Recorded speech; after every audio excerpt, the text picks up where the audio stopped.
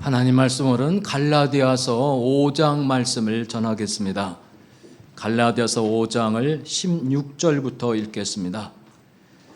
그러므로 내가 말합니다. 성령을 따라 사십시오. 그러면 육체의 욕망을 따라 살지 않게 될 것입니다.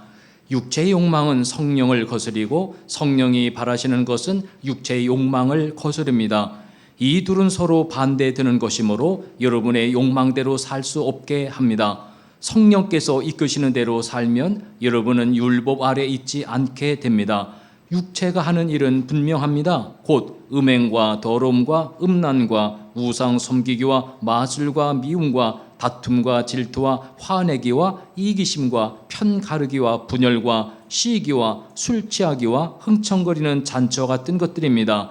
전에도 경고했지만 이제 다시 경고합니다. 이런 일을 하는 사람은 하나님 나라에 들어가지 못합니다. 아멘.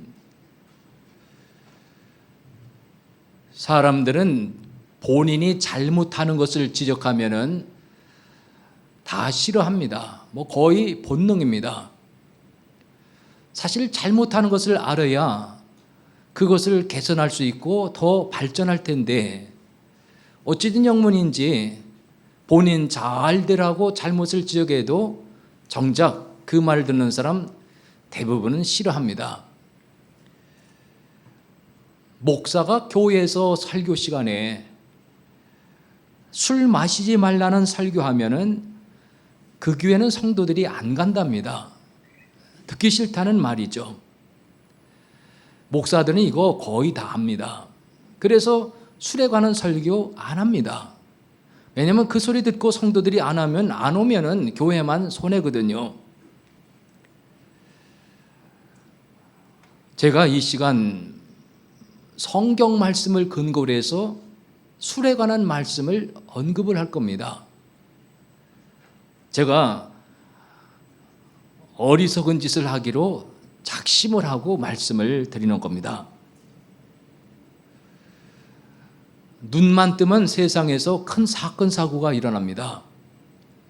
사건 사고가 일어나는데 그 중에서 술로 인한 그 사건 사고가 어느 정도인지를 간략하게 통계낸 것이 있습니다.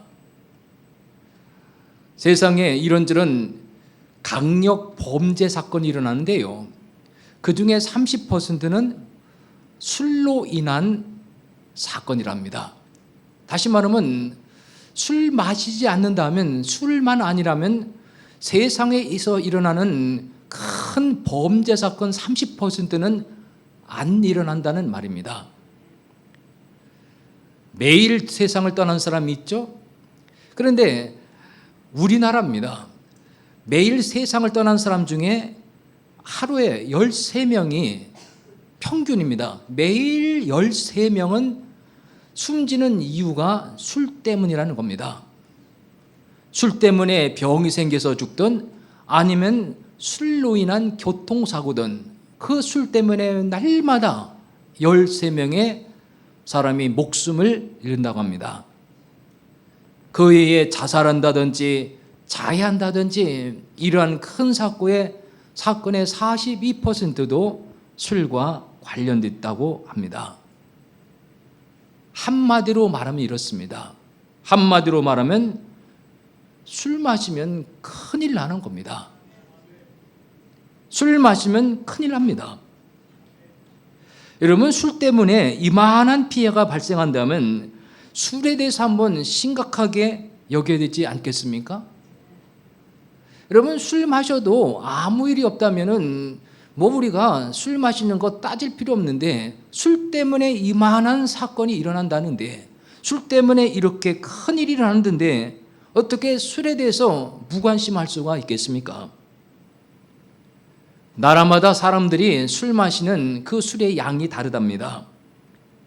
그런데 세상의 모든 나라를 다 조사한 건 아니고 보통 이제 우리 주변 나라 그리고 잘 사는 나라를 대상으로 조사를 한 모양인데 보시다시피 우리나라가 두 번째로 술을 가장 많이 마신답니다. 그러면 제일 많이 마시는 독일은 우리가 아는 대로 그 나라는 뭐 물이 그렇다나 아니면 이런저런 이유로 맥주를 많이 마신다는데 뭐 그런 이유로 그렇다는 것이고, 우리나라는 어쨌든 술을 많이 마시기는 세계에서 2등이랍니다. 아시아에서는 1등이랍니다. 세계 평균 6.4리터보다 훨씬 많은 양입니다. 이게 얼마나 양이냐 하면은 사람이 1인당 평균 일주일에 소주는 5병 반, 그리고 맥주는 13캔을 마시는 셈이랍니다.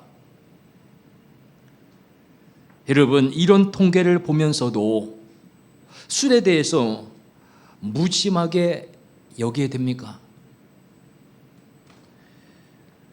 사람마다 술을 마시는 이유가 다 다르겠죠. 어쨌든 이유가 있어서 술을 마시는데, 문제는 술을 마시면 어쨌든 좋으니까 술을 또 마실 겁니다. 그래서 술을 마시는 것이 습관되고 심지어는 중독에까지 이를 것입니다. 뭔가 술 마시면 어쨌든 좋으니까 술을 마실 겁니다. 그런데 이거를 알아야 됩니다. 술 마셔서 좋은 것이 있겠지만 그러나 나쁜 것은 더 많다는 말입니다. 다시 말하면 얻는 유익은 조금인데 잃는 것은 많단 말입니다. 말 그대로 소탐 대신입니다.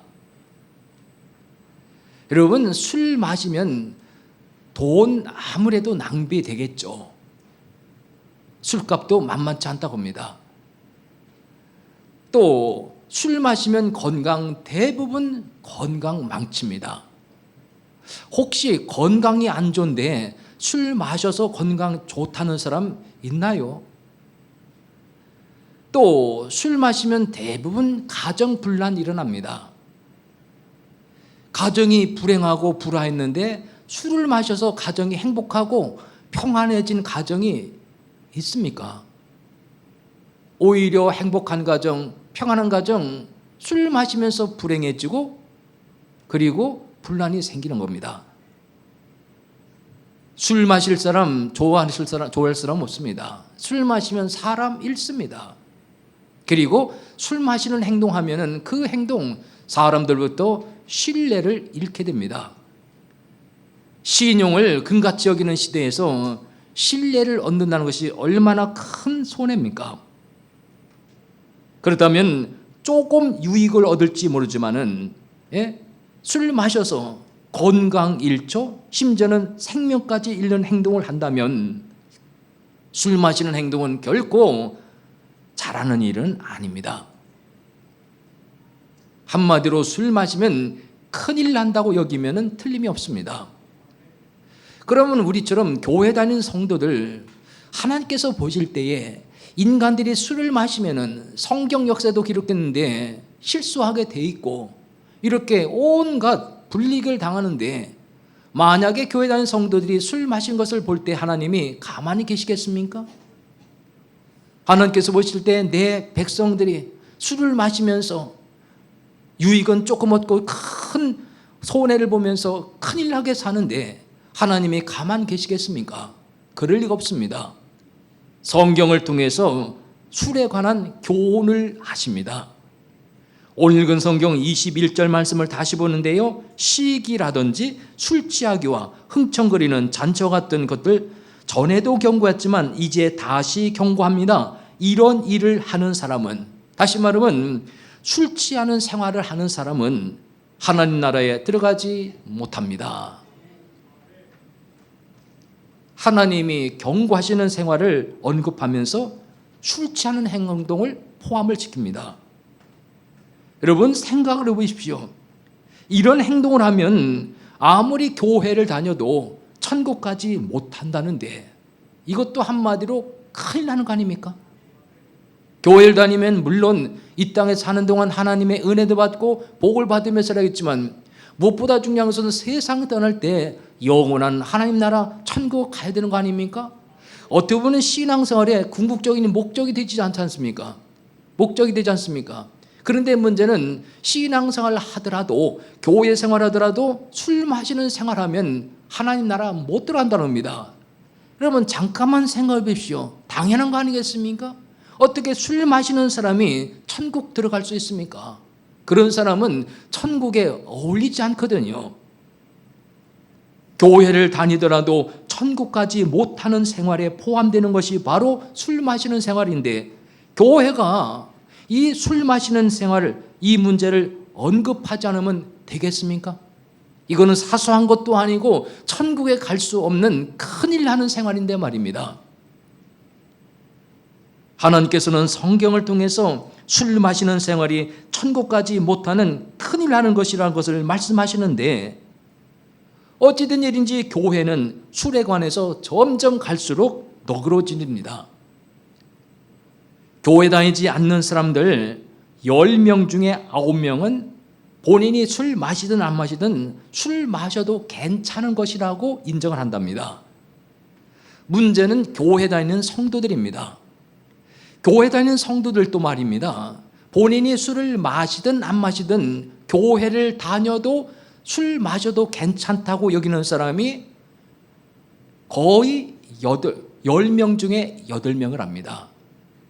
10명 중에 8명은 교회 다녀도 술 마시면 어때? 하면서 그거를 인정을 한다는데, 주목할 것이 또 있습니다. 옛날하고 많이 달라진 것 중 하나가 남자든 여자든 그렇게 여기며 그렇게 생활하는 사람이 거의 똑같다고 합니다. 과연 교회 다니는 성도들, 교회 다니지 않는 사람들처럼 술 마시지 않고는 살 수 없다는 말입니까? 술 마셔서 도운 것도 있지만 이미 말씀드린 대로 술 마시는 것은 큰일 나는 일인데, 그리고 교회 다니는 사람들은 술 마시는 생활하며 교회 다니면은 아무리 교회를 다녀도 천국을 들어가지 못한다는 것이 하나님 말씀인데, 과연 교회 다니지 않은 성도들까지 술 마시지 않고는 살 수가 없느냐 하는 겁니다. 그렇지 않습니다. 하나님은 성도들이 술 마시는 생활이 큰일 나는 것을 아시고 술 마시지 않고도 살 수 있는 길을 열어놓으셨습니다. 다시 말하면 교회 다니지 않는 사람들처럼 다른 대책이 없어서 그저 손해를 보더라도 큰일 나더라도 술을 마실 수밖에 없어서 그렇게 사는 것, 그게 아니라 하나님의 백성들은 술을 마시지 않고도 얼마든지 살 수 있는 길을 열어놓으셨습니다. 그 말씀이 바로 성경 에베소서 5장 18절 말씀인데요. 술 취하지 말라. 이거는 방탕한 생활이니 오히려 성령의 충만을 받으라고 말씀을 하십니다. 성령 충만하라고 말씀합니다. 다시 말하면 성령 충만한 생활은 술 마시는 생활의 이른바 대체물과 같습니다. 교회 다니지 않는 사람들은 술 마시지 않고는 다른 방법이 없으니까 그래서라도 큰일 나는 줄 알면서도 술 마시는 생활을 계속할지 모르지만, 이제 교회 다니는 성도들은 술 마시지 않고도 살 수는, 술 마시지 않고도 살 수 있는 이른바 술 대체물과 같은 방법이 있는 것을 안다면은, 여러분 이런 방법을 따라야 될 거 아니겠습니까? 성령 충만한 생활이 바로 술 마시지 않고도 살 수 있는 길입니다. 성령 충만한 생활은 어려운 것이 아닙니다. 성령 충만이라고 하면 이상한 것도 아닙니다. 쉽게 말하면 하나님의 도움을 많이 받는 상태를 신앙적인 용어로 성령 충만이라고 합니다. 하나님의 도움을 받되 많이 받는 생활, 많이 받으며 사는 상태를 신앙 용어로 성령 충만, 그렇게 말하는 겁니다. 여러분, 하나님의 도움 많이 받는 게 얼마나 좋습니까? 그래서 교회 나오면은 기회 쓸 때마다 성령 충만이라는 말을 듣는 겁니다.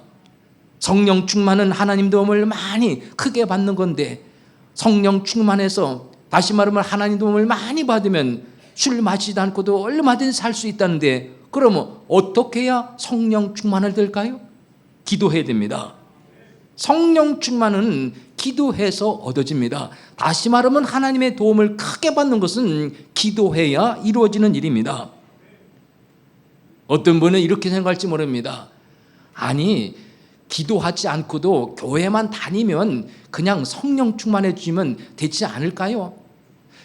기도하지 않고도 그냥 교회만 다니면 그냥 성령 충만해서 하나님 도움을 크게 받고 많이 받으며 그래서 술 마시지 않고도 살 수 있게 되면 안 되겠습니까? 그렇게 쉬운 일은 세상에 없습니다. 술 마시는 것은 쉽습니까? 술 마시려면 최소한 마트 슈퍼에 가서 술을 사야 되는 거 아닙니까? 아무리 더워도 술을 사기 위해서 마트까지 가는 수고를 해야 됩니다. 더운 날씨에 마트 가면 술을 그냥 줄까요? 돈을 내야 될 겁니다.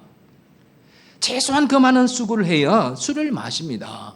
그런데 술처럼 큰일 나는 일도 아니고 하나님의 큰 도움 받는, 하나님의 도움을 많이 받는 생활인데, 아니 교회 나와서 기도하는 그 정도의 수고를 못했어야 되겠습니까? 술 마시는 행동을 하면 대부분 실수를 합니다. 술 마시면서 실수하지 않는 사람 과연 어디 있겠습니까? 술 마시면서 실수하기 때문에 술 마시는 생활하면 사람들 보기에 부끄러운 행동을 하게 마련입니다. 성경 잠언 31장 5절 말씀에 술을 마시다가 법을 잊어버릴까 두렵다 그랬습니다. 술 마시면 윤리 도덕 어긋나는 행동합니다. 사람들 비난받죠? 눈살 찌푸리게 합니다. 그 정도 아닙니다. 법을 어기는 행동을 합니다. 범법을 합니다. 예를 들면 음주운전이 그 중에 하나입니다. 술 마시니까 이런 행동합니다. 그러면 윤리 도덕 어긋나고 범법하는 사람들이 좋아합니까? 부끄러울 행동입니다. 그래서 잠언 23장 20절 말씀에 술을 즐겨하는 자하고는 사귀지 말라고 말씀합니다. 그래서 술 마시는 생활하면 사람 가까이 하지 않습니다. 좋은 사람 다 잃습니다. 그런데 성령 충만해서 하나님의 도움을 많이 받는 생활하면 부끄러운 행동이 아니라 오히려 사람들의 부러움을 받는 행동을 하게 되고 더 나아가서는 인정을 받는 생활을 하게 됩니다. 얼마나 좋습니까? 술 마시면 큰일 나고 잃는 것도 많고 부끄러운 행동을 하게 되는데 오히려 성령 충만해서 하나님의 도움 받으면 술 마시지 않고도 얼마든지 살 수 있고 오히려 사람들부터 존경받는 삶을 살게 된다니 왜 이런 좋은 성령 충만한 생활을 예면하냐 하는 말입니다. 우리나라에 선교사님들이 들어온 것이 구한말이라고 합니다. 미국의 선교사님들이 우리나라에 처음 들어와 가지고 이제 예수를 모르는 사람에게 예수님을 전하고 신앙생활 하도록 전도를 하는데, 그때 우리나라 와서 우리나라 백성들이 생활하는 모습을 유심히 관찰하면서 살펴봤겠죠. 그러면서 문제점을 발견한 겁니다. 그때 당시 한참 살기 어려운 시대에, 살기 어려운 형편에 술을 그렇게 마시는 겁니다. 술을 마시기 위해서 곡식을 낭비해야 되죠. 돈을 낭비하죠. 그러다 보니까 재산도 탕진하게 되고, 그러다 보니까 술이 중독돼서 거지가 되는 사람이 비일비재하고 심지어는 집을 망하게 하는 이런 폐단이 많은 것을 선교사들이 본 겁니다. 그래서 무엇보다도 우리 한국 사람에게 이제 강조할 것은 술을 마시지 말게 하는 것이구나. 특별히 교회 안에서부터 예수 믿는 사람들은 뭔가 더 나아지는 삶을 살아야 되는데 당장 해결할 문제가 술 마시는 것이구나. 술을 끊는 것이구나. 그래서 금주하는 이 운동을 강력하게 펼쳤다는 겁니다. 그래서 우리나라는 우리나라 최초 교회부터 교회 다니면 술을 끊는 것으로 인식이 되어 있고, 술을 끊는 생활을 해야 그 사람의 신앙이 경건한 신앙으로 인정을 받아왔습니다. 물론 우리나라만 경건한 사람이 술 마시지 않은 거 아닙니다. 세계 모든 사람 겉으로 보면 다 술 마실 것 같지만 그렇지 않습니다. 세계 어느 나라에서 신앙생활하든 예수 믿는 신앙생활을 경건히 하는 사람은 모두가 다 술 마시지 않습니다. 어쨌든 우리나라 이렇게 해서 교회 다니면 술 안 마시는 걸로 인식이 돼 있고, 술 마시지 않는 생활해야 신앙도 경건한 거로 인식이 됐는데, 이런 분위기가 80년대까지 지속된 걸로 압니다. 그 뒤로는 어찌된 영분인지 교회가 술에 관해서 관대해지기 시작했습니다. 그리고 성도들이 술 마시는 것에 대해서 신앙적으로 아무런 부담 없이 살고 있습니다. 그래서 좋아진 것 있습니까? 성도들이 교회 다니면서 교회 다니지 않는 사람처럼 똑같이 술 마시고, 교회가 술 마시는 성도들의 생활에서 아무런 언급도 하지 않고, 그래서 교회가 술에 대해서 관대해지게 됐는데 이래서 좋아진 게 있느냐 그런 말입니다. 없습니다. 오히려 성도들은 교회 다니면서 술 마시는 생활하니까 교회 다니지 않는 사람처럼 이런저런 많은 큰일을 겪고, 문제는 중요한 이겁니다. 교회를 다니되 술 마시면서 교회 다니면 신앙의 맛을 보지 못합니다. 그리고 교회가 성도들로 하여금 술 마시는 생활에서 관대하고 너그러우니까 교회가 세상에 대해서 영향력을 끼치지 못합니다. 여러분들도 아시다시피 교회 다니는 사람 누가 부러워합니까? 누가 세상 사람 누가 교회에 대해서 부럽게 여깁니까? 우습게 여깁니다. 비웃음거리가 됐습니다. 이유는 많지만 교회 다니는 사람들이 교회 안 다니는 사람과 똑같이 살고, 가만히가 술도 똑같이 마시고, 교회가 이것을 너그럽게 여기거든요. 여러분, 술 마시지 않는 것, 우리 기독교의, 특별히 우리 한국교회의 좋은 전통입니다. 이거는 성경 말씀을 근거로 한 좋은 전통입니다. 성경 말씀도 세월이 흘러도 신앙생활에 교과서라는 것을 잊지 말고, 성경 말씀은 아무리 세월이 흘러도 지켜야 됩니다. 교회 다니면 술 마시지 말라는 것, 좋은 전통이면서 하나님 말씀이니까 이거는 세월이 아무리 흘러도 성도들이 꼭 지켜야 될 일입니다. 21절 말씀을 다시 봅니다. 시기와 술 취하기와 흥청거리는 잔치와 같은 것들 전에도 경고했지만 이제 다시 경고하는데, 이런 일을 하는 사람은 하나님의 나라에 들어가지 못합니다. 교회에 다니더라도 술 마시는 생활하면 천국 갈 수 없는 생활이랍니다. 술 마시는 생활 큰일 나는 행동인 이유가 여기 있습니다. 여러분, 기도해서 하나님의 도움을 크게 받는 성령 충만한 생활하시기 바랍니다. 기도하겠습니다.